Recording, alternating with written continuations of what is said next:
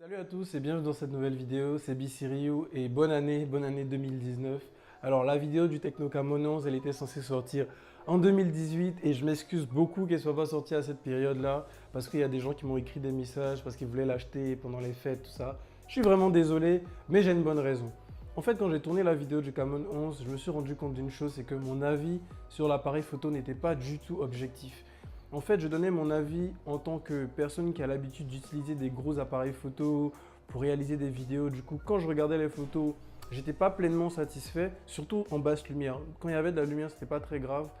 Et je me suis rendu compte que mon avis, en fait, c'était l'avis de quelqu'un qui a l'habitude d'utiliser des gros appareils photo et que c'était pas forcément un avis de l'utilisateur lambda. Et puis en plus, au niveau du prix, le prix, ça n'avait rien à voir avec le prix des appareils photo. Donc c'était même pas le même segment, on ne devrait pas faire une comparaison entre les deux. Du coup, ce que j'ai fait, c'est que moi, j'ai décidé de l'utiliser encore un peu de temps et surtout, je l'ai passé à ma petite sœur pour qu'elle l'utilise, pour qu'elle me donne son avis dessus. Et elle a trouvé que toutes les photos étaient bien, elle n'a vraiment pas senti de différence ou de petits problèmes dessus. Du coup, je me suis rendu compte que mon avis était un peu en déphasage avec l'avis de la majorité des utilisateurs de ce téléphone. Ce n'est pas une raison pour que je vous dise pas les problèmes que moi j'ai trouvés, je vais bien sûr vous les dire.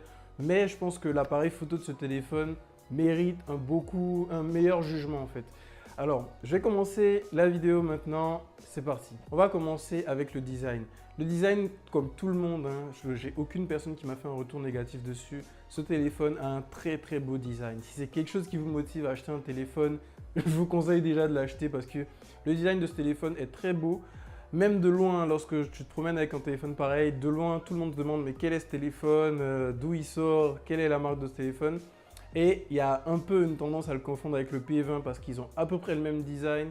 Mais moi, je trouve que ce téléphone-là, pour le prix, il n'a pas le prix du P20. Il est très beau et j'aime bien. À l'avant, on retrouve une encoche et j'ai regardé une vidéo une fois d'un gars qui nous a sorti que le téléphone était doté d'une encoche. Alors non, les téléphones ne sont pas dotés d'encoche parce que, en fait, l'encoche, c'est un peu comme un problème que des gens ont essayé de transformer en quelque chose de design. Par contre, le fait qu'il y ait une encoche, si ça vous dérange, vous pouvez tout à fait enlever l'encoche dans les options du téléphone.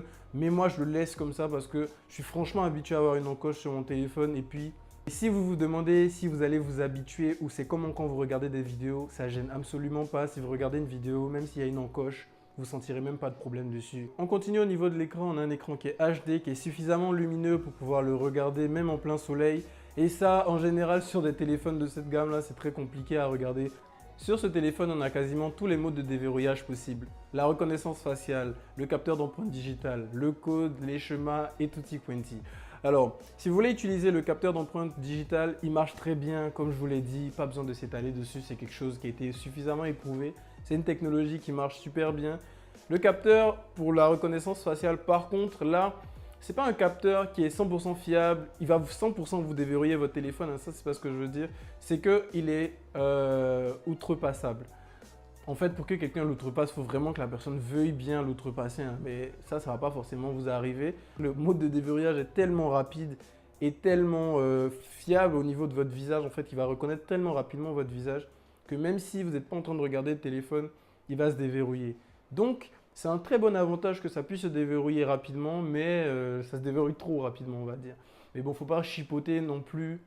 Si vous voulez pas l'utiliser, vous avez qu'à utiliser le capteur d'empreinte digitale et puis ça va quoi. Au niveau du stockage et de la RAM, on a 64 Go de stockage et 4 Go de RAM. Et dans l'utilisation quotidienne, ça se sent parce que le téléphone est très fluide, hein. Tant qu'on n'a pas installé énormément d'applications dessus, on n'a absolument pas de problème.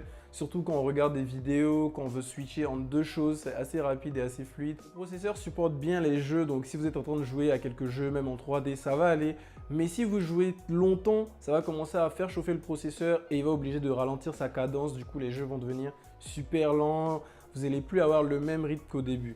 Du coup, moi, ce que je vous conseille, c'est que si vous êtes un fan de jeu, soit vous vous mettez dans un endroit qui est super frais pour ne pas que le processeur chauffe trop, soit vous faites des petites séquences. Vous jouez 30 minutes, vous vous arrêtez, vous rejouez plus tard. Mais si vous voulez jouer de longues heures d'affilée, ça ne va pas vraiment le faire. Au niveau de l'appareil photo, la balance des couleurs a un peu des fois tendance à se tromper. Par exemple, la balance des blancs va se tromper alors qu'on est au soleil, il va considérer ombre.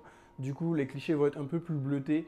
Si vous ne savez pas de quoi je parle, je vous promets, vous n'allez même pas remarquer durant vos photos, vous n'allez même pas vous rendre compte qu'il y a un problème. La balance des blancs, par exemple, sur 10 clichés, moi je me suis rendu compte que peut-être 3 ont des problèmes de balance des blancs. Et ça se passe souvent quand on est en face d'une fenêtre. Quand on est en face d'une fenêtre et que le soleil il est en plein visage, vous avez le soleil en plein visage, normalement on doit considérer le soleil pour sa balance des blancs, mais il va considérer plutôt qu'on est à l'ombre, du coup ça va pas forcément être la balance des blancs qui devrait s'appliquer à la photo. Au niveau de la vidéo, on arrive à tourner jusqu'en 1080p, donc c'est agréable. Malheureusement, c'est pas stabilisé, mais si vous filmez des trucs qui sont fixes, comme ce que moi je suis en train de tourner en ce moment, vous pourrez filmer des vidéos qui vont jusqu'en 1080p. Ensuite, vous pouvez faire des petits zooms dedans et puis exporter votre vidéo tout simplement en 720p. 1, 2, 3, égaux.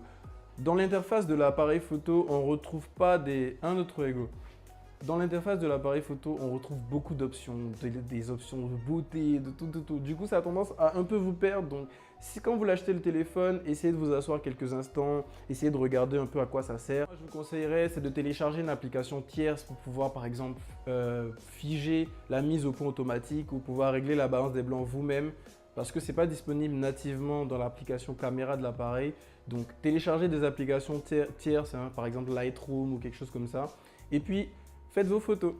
Pour finir, est-ce que moi je conseillerais ce téléphone? Oui, si vous avez besoin d'un téléphone qui a un super beau design, si vous n'êtes pas très à cheval sur les applications, sur faire des photos, vous voulez que la photo elle ait le piqué le plus exceptionnel possible, moi je vous conseillerais ce téléphone là parce qu'il est vraiment très beau. Vous pouvez l'emporter partout, il est élégant. Si par exemple vous avez déjà un téléphone et que vous avez besoin d'un second téléphone pour pouvoir gérer vos appels ou votre business, je vous conseillerais vraiment ce téléphone là.